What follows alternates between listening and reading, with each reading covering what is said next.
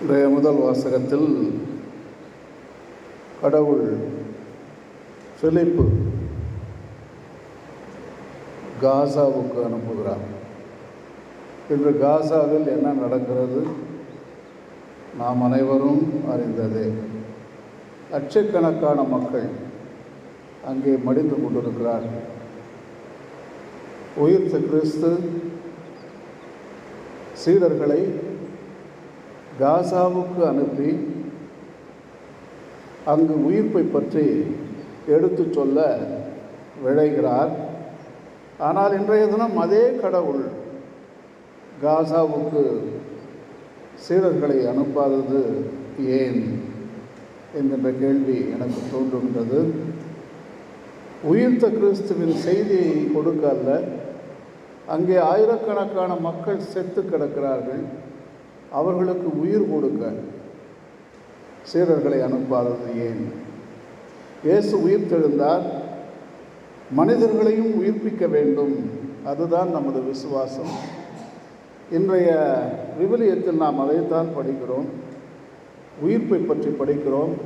அங்கே பாருங்கள், அந்த உயிர்ப்பின் சின்னம் ஒளி எரிந்து கொண்டிருக்கிறது. ஆனால் உண்மையாக உயிர்ப்பு இருக்கிறதா நமக்கு?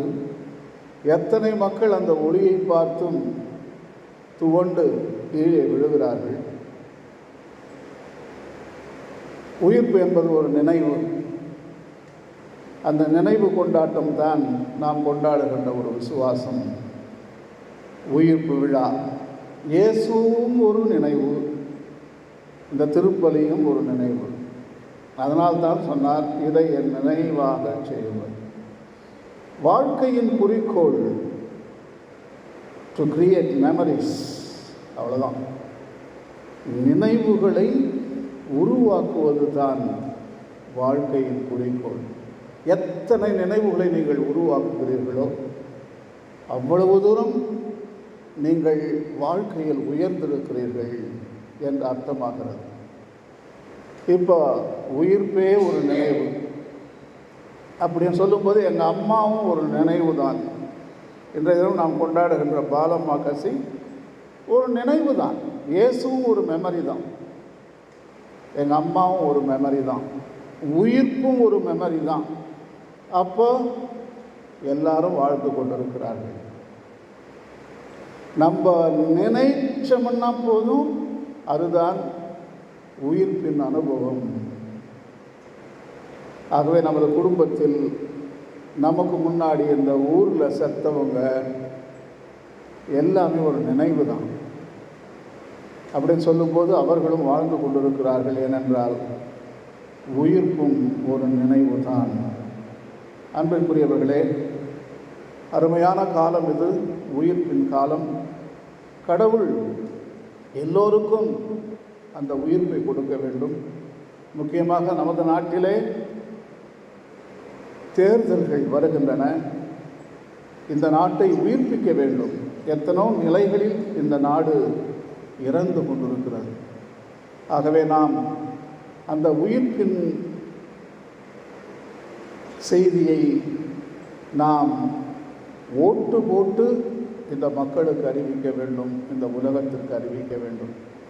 எனது அனுபவத்தில் எங்கள் அம்மா ஒரு நாள் கூட, ஒரு டைம் கூட ஓட்டு போடாமல் இருந்தது கிடையாது. படிக்கவில்லை, இருந்தாலும் ஓட்டுன்னா கரெக்டாக போய் அவங்களும் எங்கள் அப்பாவும் கரெக்டாக போய் ஓட்டு போட்டதை நான் நினைத்து பார்க்கிறேன். எங்கள் அம்மா அடிக்கடி சொல்வது, அவங்க எல்லாமே கேரண்டி தான், ஷுவராக தான் பேசுவாங்க.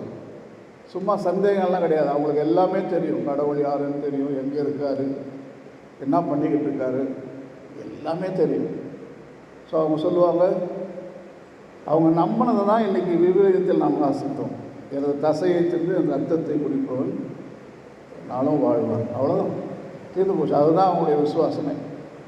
ஒரு நினைவு, அதை நினைச்சாங்க. இயேசுநாதர் சொன்ன நினைப்பை அவர்கள் வாழ்க்கையில் தனது நினைப்பாக மாற்றிக்கொண்டார்கள்.